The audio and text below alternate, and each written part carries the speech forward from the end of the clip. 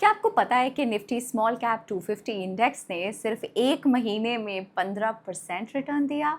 Nifty small market capitalization companies की performance track करता है जो निफ्टी 500 यूनिवर्स में रैंक 251 से 500 के बीच आती हैं।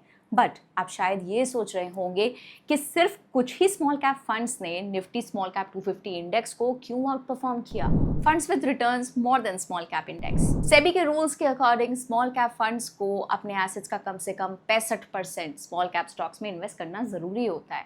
कुछ small cap funds true to लेवल होते हैं, मतलब ये actually majorly small cap stocks में ही इन्वेस्ट करते हैं, वेयरएज कुछ small cap funds volatile markets में अपना पोर्टफोलियो प्रोटेक्ट करने के लिए लार्ज कैप और मिड कैप स्टॉक्स में भी इन्वेस्ट कर लेते हैं। इवन दो ये निफ्टी स्मॉल कैप 250 इंडेक्स को ट्रैक करते हैं, फिर भी ये उससे पीछे रह सकते हैं, बिकॉज इंडेक्स तो सभी 250 स्मॉल कैप स्टॉक्स को होल्ड करता है, चाहे उनकी वैल्यूएशंस कुछ भी हों।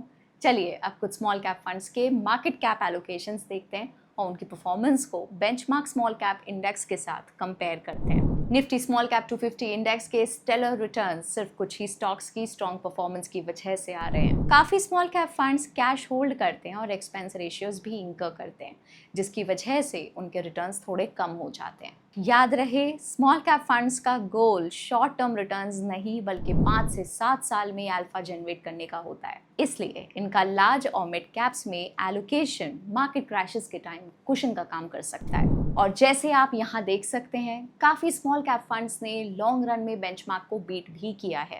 अगर आपके actively manage small cap funds consistently benchmark से बेटर परफॉर्म कर रहे हैं, तो वो वेल्थ क्रिएशन में स्ट्रॉन्ग रोल प्ले कर सकते हैं।